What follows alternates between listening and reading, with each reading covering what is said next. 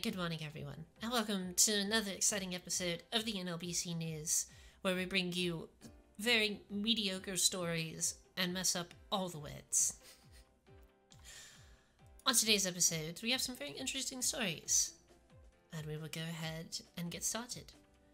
But before that, I'll make one announcement for those of you that might be watching this not live. NLBC News will not be on Saturdays, due to some wanting to keep scheduling and timing stuff. I decided to move it to Saturdays, where I also will be doing monthly interviews on Saturdays, once a month.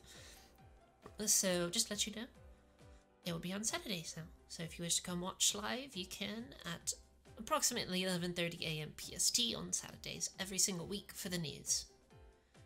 Alright, after that announcement, let us move on. So for our first story, advances in mechanical muscles bring us closer to autonomous robots in the robotic age. I, for one, accept our robotic overlords. And unlike human... It's a robot. Oh my god, this is gonna go up right now. Is it not gonna do them all? Please don't. Oh no.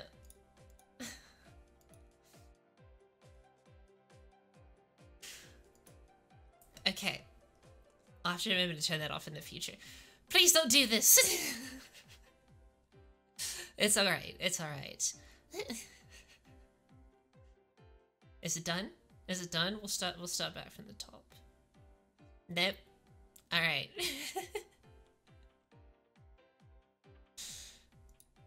You know what a lit box? Yeah, that's right. Go away. I'm gonna take that off in my new segment. Thank you, iSchool2, for the gift subs. I appreciate it. Alright, from the top again. I'm gonna take a pause for editing.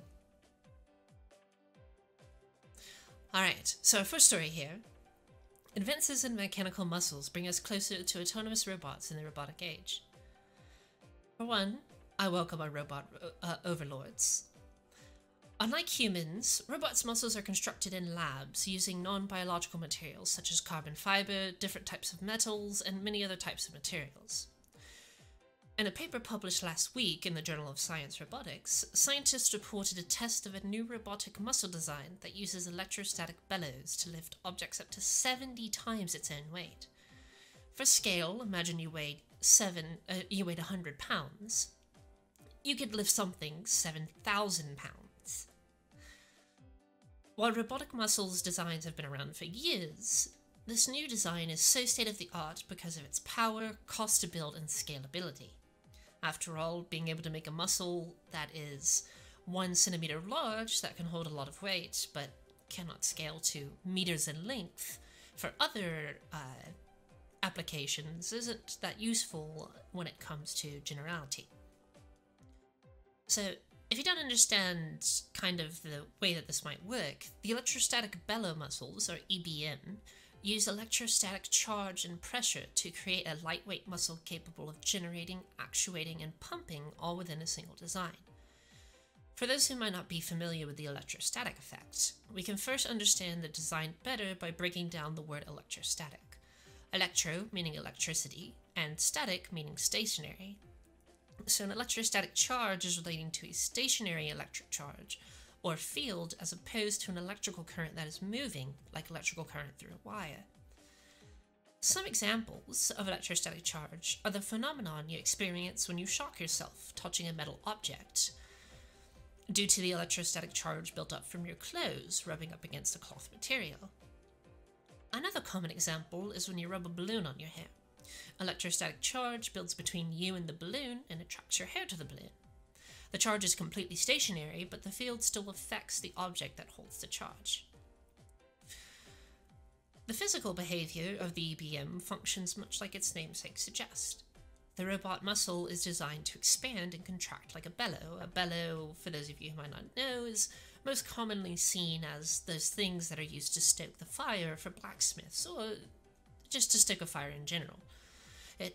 You can press it and it blows air out one end, and then it sucks air in again and then blows it out. To form the bellow, the researchers combined layers of electroactive film slightly larger than a euro, which is about the size of a quarter, with a channel through the center for an oil that blocks electric charge from passing through it. While pressed together, the structure appears to be relatively flat and circular, like you can see in the picture here, but applying current to the EBMs causes the film to pull towards each other in a zipping motion. So in the future, these muscles could show up in a human-like robot that is much softer compared to current robots that are quite hard on the inside. While they may look human on the outside, if you give them a hug, they're going to be a lot less squishy. And in this possible future, you too could be princess carried up the stairs by your robot waifu or husbando to your one-story flat filled with robot children and the smell of copious amounts of oil. So look forward to that. And you and your robot family, you could be just like the Jetsons, which some people may really like and some people may not. We won't have, flying cars though, just robots. So moving on to our next story, and this has to deal with artificial intelligence and automation. Fast food restaurants and other drive-through chains are getting the AI treatment as robotic attendants make their way into establishments. This past year has been hard on the retail and the restaurant industry. With the onset of the COVID-19 pandemic, many restaurants have had to shut down in-house seating lobbies, or at best severely reduced seating capacity. However, some restaurants have adopted and expanded their drive-thrus or simulated drive-thrus with expanded curbside pickup that can be done at the restaurant. However, some restaurants have went plus ultra and have started to test the idea of automated robots taking customers' orders. At a McDonald's drive-thru in a Chicago suburb, customers have come to experience some of the first automated robots in the speaker box. As you pull up to the speaker box, a warm voice of an unmistakably feminine tone greets you and awaits to take your order. The robot works on AI learning and works much like a regular employee that has just been hired, and such that the algorithm takes time to learn what customers want and how it correlates to the products the establishment sells. The reason behind the sudden testing of these automated robots is mainly due to the extreme circumstances many restaurants find themselves in. Keep your business alive with as little human interaction as possible and as fast as possible. McDonald's main focus in testing these AI is to increase the speed of their drive-thru service, as a computer can process orders and payments at lightning speeds and save precious seconds in a world focused on instant gratification. While the implementation of these AI help is exciting, some consumers are not warming up to the idea of having the robot take the order. However, in the past when drive-thrus were first created, many consumers were uncomfortable with the speaker box technology, as it felt like a disembodied voice was speaking to you. As if disembodied voices don't speak to you through the radio. But as these AI become more widespread, hopefully people will become more accepting of the robots if they can live up to the accuracy and speed that they promise. One of the biggest problems for the AI at this moment is understanding what the customer wants. What if you pull up to your gas-guzzling black Escalade with 6 kids in the back and Sally is constantly whining about how her brother Joey stole her iPad? Well, the AI would struggle to tell the difference between the voice of the person ordering and the voices and screams of the damned in your back seat. Another issue is that most restaurants from region to region have colloquialisms for certain orders. At a McDonald's, you may pull up to the speaker box and ask, "I'll have a quarter plain with a large fry." While an employee may be familiar with the colloquialism and will understand immediately, the AI could have no idea what you're talking about, and you'll get a plain quarter in your order with no hamburger and just a large fry. Or you could go up and request a McGangbang, and the AI would probably look at you like, "You what, mate? We don't sell those here." But with time, the AI could learn to adapt with outside help and inside learning.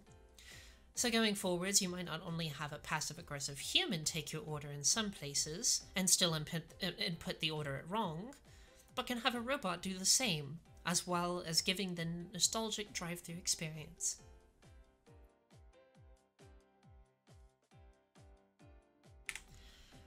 Moving on to our next story, this has to do with gaming. This is a rather short story, but is good to know. Cyberpunk patch delayed as employees report that they can't access their VPN.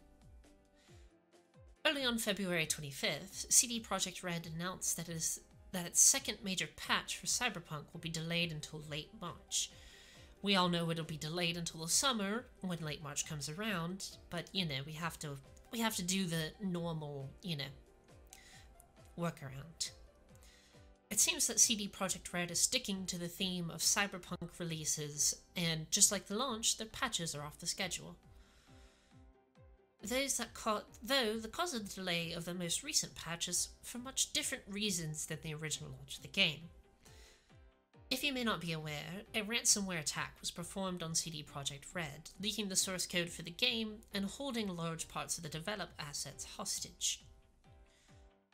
While no ransom has been paid by CD Projekt Red, it seems that whoever's performing the ransomware attack is now controlling the VPN, a virtual private network, as well as many of the employees have been locked out of their computers for weeks. A VPN is nice because it allows people who are working from home to VPN into their computers at the establishment, at the company, but also VPN from a area that it doesn't, as soon as someone hacks into the computer, they're like, "Oh, you live in downtown Chicago, and this is your IP address." It kind of shows that you're living somewhere else to computers.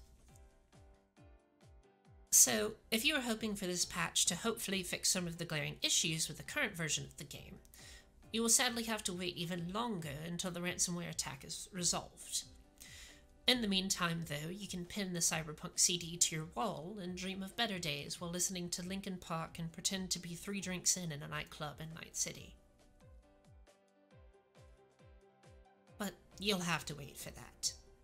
Maybe it'll be July when the patch officially goes out. Maybe Christmas. Probably Christmas. So, moving on to our last story today, and this one is actually quite interesting to me, and one that I hope becomes a reality someday. Doom Eternal director considering adding a female Slayer in the future, but any real concept is still unsure. You all know that I love Doom and the game Doom 2016, and would probably love all the games inside the franchise. Many people are familiar with the Doom series as well, especially so if you watch this channel and are familiar with the main protagonist, Doom Guy. Yes, that is his actual name. But never in the game's history has there ever been an official Doom girl. Apparently, the idea of having a female Slayer is not as far away as it might seem. In a recent stream, game director of Doom Eternal, Hugo Martin, stated that he has actually thought quite hard about how best to incorporate a female Slayer into the series. While it would be very easy just to make a new skin for the current character model of Doom Guy, Hugo wants to make the potential female Doom Slayer much more than just a skin. Hugo stated, and I quote, "I think it's interesting how it would impact the glory kills, what kind of weapons she would have, the fighting style. Certainly, her fighting style would be all aggression, but a different type of aggression. I would really strive to allow it to impact the gameplay in a way that was meaningful." End quote. So this theoretical Doom Girl would not just be a copy of Doom Guy, but come with her own set of skills and weapons that sets her apart from Doom Guy, but still keeps in the spirits of rip and tear until it's done. While the addition of the new Slayer isn't something to happen anytime soon, the idea is at least on the radar. And according to canon, it isn't much of a stretch to implement a female Doomslayer. According to the canon, there was a female who is Doom Guy's military instructor in the Marines, and is a trainer who introduces new warriors to the skill of battles, and her name is Crash. So there is a possibility that Crash could be a candidate for Doom Girl, but this is pure speculation, and only time will tell if Doom Girl becomes a realization and where she would fit in to the world of the lore. I really hope this becomes a thing. I think it would be really cool. There has never been a female protagonist in the Doom games, and I think it'd be really awesome, especially that the director wants to make it into their own person and not just, adding some boobs to current Doom Guy, which would look very weird. Just, add some boobs and expand his waist a little bit. I don't think I'd want to see that. I'm sure it would be in a totally overhaul skin that basically changes the base model, but still, I would be much more interested in a full realization of a Doom Girl. So hopefully this will become something in the future. So that is it for today, everyone. Thank you for joining me for another exciting episode of the NLBC News. I hope you have a wonderful rest of the day, and you can see us next week for another exciting episode on Saturday at 11:30 AM PST. Thank you all, and have a good rest of your night.